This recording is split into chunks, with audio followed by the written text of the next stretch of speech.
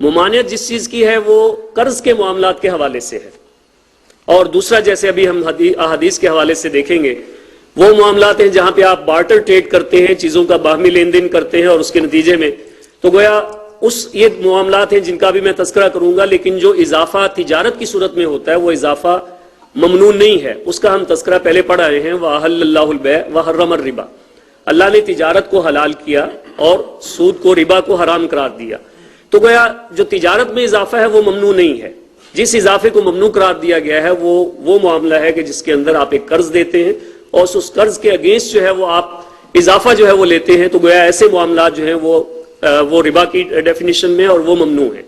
لیکن وہ اضافہ جو آپ تجارت کی صورت کے اندر کرتے ہیں وہ ممنوع نہیں ہے۔ اس میں یہاں پہ دو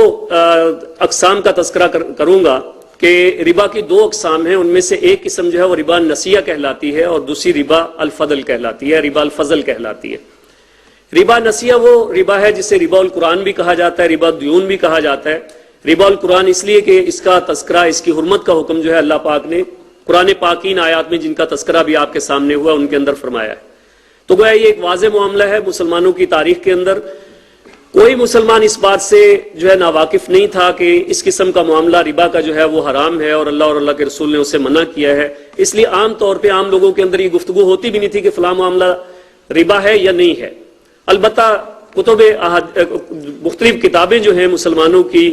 اور جس میں لسان العرب کی بات کریں، تفسیر قرطبی کی بات کریں یا دوسری کتابیں، یعنی علمی سطح کے اوپر یہ بات ہوتی رہی ہے کہ سود کا معاملہ کسے ہم کہیں گے، ورنہ عام لوگوں کے اندر، عام مسلمانوں کے اندر یہ بات کبھی بھی اس کے بارے میں کوئی شک و شبہ نہیں رہا کہ سود کسے کہا جاتا ہے، یا آج کی 14ویں صدی کے اندر آ کے شاید ہمیں ان معاملات کو بہت زیادہ جو ہے ایلیبوریٹ کرنا پڑ رہا ہے کہ سود کسے کہیں اور کسے نہ کہیں۔ یہ جو قرض کے معاملات میں جہاں پہ آپ نے کسی شخص کو قرض دیا اور اس کے اگینسٹ آپ نے اس پہ اضافہ لیا، تو گویا ایسا معاملہ جو ہے وہ کہلائے گا، وہ معاملہ ہے جسے آپ کہیں گے ربا نسیہ، جس کے اندر آپ اضافہ لیتے ہیں۔ اس معاملے میں آپ یہ دیکھ لیجئے رسول اللہ صلی اللہ علیہ وسلم کی مختلف احادیث ہیں، اگر یہاں پہ سامنے آ گئی تو میں آپ کے کروں گا آپ کے سامنے کہ حضرت انس بن مالک رضی اللہ تعالیٰ عنہ فرماتے ہیں کہ رسول اللہ صلی اللہ علیہ وسلم نے ارشاد فرمایا، اگر تم میں سے کوئی شخص کسی کو قرض دے اور قرض لینے والا قرض کی رقم کے علاوہ اسے ایک پلیٹ کھانا ہی دے تو وہ اسے قبول نہ کرے، اور اپنی سواری پر سواری کی پیشکش کرے تو یہ بھی قبول نہ کرے الا کہ اس قسم کا لین دین ان دونوں کے درمیان قرض کے بغیر بھی عام ہو۔ تو گویا آپ نے کسی کو قرض دیا، اس سے اتنا بھی فائدہ اٹھا لینا، ایک پلیٹ کھانا لے لینا، ایک سواری کے اوپر سوار ہو جانا، اس سے بھی رسول اللہ صلی اللہ علیہ وسلم نے منع فرمایا کہ قرض کے معاملے میں اتنا بھی فائدہ نہ اٹھایا جائے۔ اور اسی طرح سے رسول اللہ صلی اللہ علیہ وسلم کا ارشاد مبارک کہ اگر کوئی شخص کسی دوسرے شخص کو قرض دے تو وہ اس سے کوئی ہدیہ قبول نہ کرے، کوئی وہ اس کو تحفہ دیتا ہے اس کے بدلے میں، ایسا ہدیہ بھی قبول نہ کیا جائے۔ تو گویا اسی طرح سے رسول اللہ صلی اللہ علیہ وسلم کے دیگر فرامین مبارک بھی اس حوالے سے دیکھے جا سکتے ہیں۔ فرمایا کہ ابی امامہ رضی اللہ تعالیٰ عنہ سے روایت ہے، رسول اللہ علیہ وسلم نے فرمایا اگر کوئی شخص اپنے بھائی کے حق میں سفارش کرنے کے بدلے ہدیہ قبول کرتا ہے، وہ ربا کے دروازوں میں سے ایک بڑے دروازے میں داخل ہو گیا۔ تو گویا اتنا یہ معاملہ اتنا نازک ہے کہ ان چھوٹے چھوٹے معاملات میں بھی ہمیں دیکھنا پڑے گا کہ کہیں یہ معاملہ کی ربا میں تو شامل نہیں ہو گیا، کہیں ہم ربا کے کسی دروازے سے تو داخل نہیں ہو گئے۔ تو گویا جو اس سے پہلے میں نے احادیث کے حوالے سے آپ کے سامنے تذکرہ کیا کہ کوئی فائدہ اٹھانا وہ بھی ربا کی تعریف کے اندر شامل ہے جہاں پہ آپ نے کوئی قرض کا معاملہ کیا۔ تو گویا یہ ربا نسیہ کی میں نے بات کی تھی، اب ہم آتے ہیں ربا الفضل کی طرف، یا جسے ربا الفضل اردو میں ہم کہیں گے۔ تو ربا الفضل کا معاملہ یہ ہے کہ جس کے اندر ایک شخص جو ہے وہ کسی دوسرے کے ساتھ بارٹر کا معاملہ کرتا ہے اور اشیاء کے لین دین کے اندر کمی بیشی جو ہے وہ کی جاتی ہے۔ اس میں رسول اللہ صلی اللہ علیہ وسلم سے جو روایت ہے، حضرت ابو سعید خدری رضی اللہ تعالیٰ عنہ اور حضرت ابو ہریرہ رضی اللہ تعالیٰ عنہ روایت کرتے ہیں کہ رسول اللہ صلی اللہ علیہ وسلم نے خیبر میں ایک شخص کو کھجوریں لانے کے لیے بھیجا، تو وہ جنیب قسم کی کھجوریں لے آیا۔ اس پر آپ صلی اللہ علیہ وسلم نے پوچھا کہ خیبر کی تمام کھجوریں ایسی ہوتی ہیں؟ تو اس نے جواب دیا نہیں یا رسول اللہ صلی اللہ علیہ وسلم، ہم 1 سا کھجور کے عوض 2 سا اور 2 سا کھجوروں کے عوض 3 سا لیتے ہیں۔ اس پر آپ صلی اللہ علیہ وسلم نے فرمایا کہ ایسا مت کرو،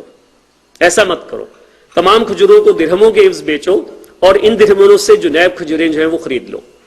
گویا اگر کھجوروں میں یا جو بھی آپ گرینز یا جو بھی اس کے علاوہ جو چیزیں کھانے پینے کی استعمال کی، ان کے اندر ایسا معاملہ ہے کہ جیسے ہمارے ہاں گندم ہے، گندم کی اعلیٰ قسم ہے، گھٹیا قسم ہے، اس کا لین دین کر رہے ہیں، چاول اعلیٰ قسم کا ہے اور گھٹیا قسم کا ہے، اس کا لین دین کر رہے ہیں۔ کھجوروں سے اس کی طرف آپ آئیے. تو ایسے معاملات کے اندر جہاں پہ آپ تھوڑی چیز دے کر زیادہ چیز لے لیں یا زیادہ چیز دے کر تھوڑی چیز لے لیں، چاہے وہ گھٹیا ہو یا بڑھیا ہو، اس کو رسول اللہ صلی اللہ علیہ وسلم نے منع فرمایا. اور یہ ربا الفضل ہے. اور ربا الفضل کے حوالے سے رسول اللہ صلی اللہ علیہ وسلم سے جو روایت ہے اس کے اندر 6 چیزیں رسول اللہ صلی اللہ علیہ وسلم نے ارشاد فرمائی ہیں. یہ حضرت ابو سعید الخدری رضی اللہ تعالیٰ عنہ کا ارشاد کی طرف سے، اور یہ 2 حدیث ہیں. اس میں یہ پہلی حدیث عبادہ بن صامت رضی اللہ تعالیٰ عنہ سے روایت ہے، قال قال رسول اللہ صلی اللہ علیہ وسلم الذهب بالذهب والفضة بالفضة والبر بالبر والشعير بالشعير والتمر بالتمر والملح بالملح مثلا بمثل سواء بسواء يدا بيد فإذا اختلف هذه الأصناف فبيعوا كيف شئتم إذا كان يدا بيد اور كما قال صلی اللہ علیہ وسلم. رسول اللہ صلی اللہ علیہ وسلم نے ارشاد فرمایا، عبادہ بن صامت رضی اللہ تعالیٰ عنہ بیان کرتے ہیں کہ سونے کے بدلے میں سونا، چاندی کے بدلے میں چاندی، اور گندم کے بدلے میں گندم، اور جو کے بدلے میں جو، اور کھجور کے بدلے میں کھجور، اور نمک کے بدلے میں نمک، ان کا معاملہ مثلاً بے مثل، ایکول فار ایکول، برابر سرابر جو ہے اس کا معاملہ کیا جائے. اگر ان کی ایکسچینج کرنی بھی ہے تو وہ ایکسچینج برابری کی بنیاد کے اوپر ہو. یدم بید، اور اسی موقع پہ جہاں پہ ہو رہا ہے اسی پوائنٹ آف ٹائم پہ اس کا معاملہ یدم بید، ہاتھوں ہاتھ جو ہے وہ کیا جائے. لیکن اگر اشیاء جو ہو جائیں مختلف، فیض اختلاف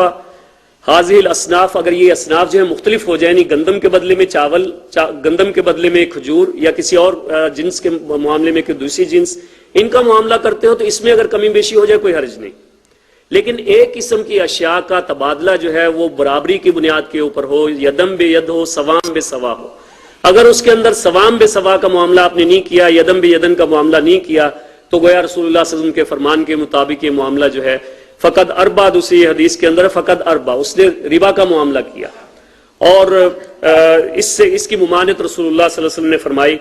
تو گویا جہاں پہ معاملہ یہ ہو کہ 2 چیزوں کا آپس میں لین دین کیا جائے، اس کی ایک شکل رسول اللہ صلی اللہ علیہ وسلم کے فرمان کے مطابق یہ ہے کہ معاملے کے اندر بارٹر ٹریڈ جو ہے وہ زیادہ اپریشیٹڈ نہیں ہے. بارٹر ٹریڈ کی بجائے، یعنی اشیاء کا لین دین اشیاء کے بدلے میں کرنے کی بجائے اس کو جو ہے وہ کیش کے بدلے میں جو بھی وہاں پہ کرنسی آپ کے ہاں جاری ہے اس صورت میں اس کا لین دین کیا جائے. اگر آپ کرنسی کی بجائے اگر ویسے اس کا لین دین کرنا چاہتے ہو تو پھر برابری کی بنیاد پہ کرو.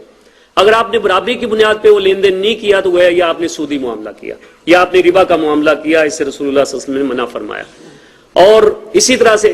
دوسری حدیث جو آپ کے سامنے ہے کہ جہاں پہ بھی اس طرح کا معاملہ ہے اس میں کوئی کمی بیشی جو ہے کسی صورت کے اندر، یہ رسول اللہ صلی اللہ علیہ وسلم نے اس سے منع فرمایا. اسی طرح سے ایک حدیث آپ دیکھیں گے، میں اس کو وقت کی چونکہ کمی ہے تو اس کو سمیٹنے کی کوشش کر رہا ہوں کہ رسول اللہ صلی اللہ علیہ وسلم کے ارشاد کے مطابق فرمایا کہ جہاں پہ مسترسل کی بات ہو رہی ہے، ایک شخص ہے جس کو معاملات کا پتہ نہیں ہے، مارکیٹ میں نیا ہے اور اس کو معاملات کا علم نہیں ہے، اور آپ اس کی لا علمی سے فائدہ اٹھاتے ہوئے اس کو چیز جو ہے مہنگی دے رہے ہیں، تو گویا رسول اللہ صلی اللہ علیہ وسلم نے اس سے بھی منع فرمایا کہ اس کے اندر بھی وہ ربا کی ایک شکل جو ہے وہ بن جاتی ہے. اس طرح سے نجش کا بے نجش جو ہے اس کے بارے میں بھی رسول اللہ صلی اللہ علیہ وسلم کا فرمان مبارک کہ اس قسم کے معاملات جہاں پہ کیے جاتے ہیں، اسی طرح سے تلقیہ رکبان کا معاملہ ہے، اسی طرح سے بیع العینہ کا معاملہ ہے، اسی طرح سے دیگر کئی معاملات جو ہمارے ہاں آج بھی رائج ہیں، جو جن چیزوں کو آج ہم نے اپنے اندر واج دے دیا ہے، ان میں سے کئی معاملات ایسے تھے جو رسول اللہ صلی اللہ علیہ وسلم کے زمانے میں ان کی ایک سادہ سی شکل جو ہے موجود تھی، اور آج جو ہے اس کی کمپلیکیٹڈ فارمز جو ہے موجود ہیں. لیکن اگر ہمارے سامنے وہ اصول رہے تو اس اصول کی روشنی میں ہم دیکھ سکتے ہیں کہ وہ معاملہ جو اس وقت کیا جا رہا تھا وہ ربا کا معاملہ ہے، اور اس کی بنیاد کے اوپر ہم فیصلہ کر سکتے ہیں. اور اس کی تفاصیل جو ہے ہم ہماری کتب کے اندر بڑی تفصیل سے اسکالرز جو ہیں اور علماء جو ہیں انہوں نے لکھی ہیں. اس میں ایک مثال میں دیتے ہوئے اپنی بات کو اختتام کی طرف لے کر جاتا ہوں کہ آپ دیکھتے ہیں کہ بعض اوقات مارکیٹس کے اندر لوگ یہ کرتے ہیں، یہ بے نجش کی بات کر رہا ہوں، کہ مارکیٹ کے اندر اپنے بندے کھڑے کر دیے جاتے ہیں، اور جس وقت نیلامی ہو رہی ہوتی ہے تو اس وقت ہر بندہ اپنی اپنی نیلامی دے رہا ہوتا ہے، اپنی بولی دے رہا ہوتا ہے، تو اس میں اپنے بندے کھڑے کر کے ان کی نیلامی کے اندر قیمت جو ہے بڑھائی جاتی ہے. اور یہ بے نجش کا وہ معاملہ ہے جس سے رسول اللہ صلی اللہ علیہ وسلم نے اس سے بھی منع فرمایا کہ اس طریقے سے کو بھی اختیار مت کرو، کیونکہ اس کے ذریعے آپ جو اضافہ لیتے ہو وہ بھی ایک ربا کی ایک صورت جو ہے وہ بن جاتی ہے. تو گویا اس قسم کا معاملہ جو ہے اس سے بھی رسول اللہ صلی اللہ علیہ وسلم نے منع فرمایا. تو گویا قرآن و حدیث کی ان مثالوں کی روشنی میں آپ کے سامنے میں نے ربا نسیہ کی بھی بات کی، ربا الفضل کی بھی بات کی. وقت کی کمی کی وجہ سے میں مزید اس کے اوپر بات نہیں کر پا رہا، تو یہ معاملہ ہمارے سامنے ہے. میری اور آپ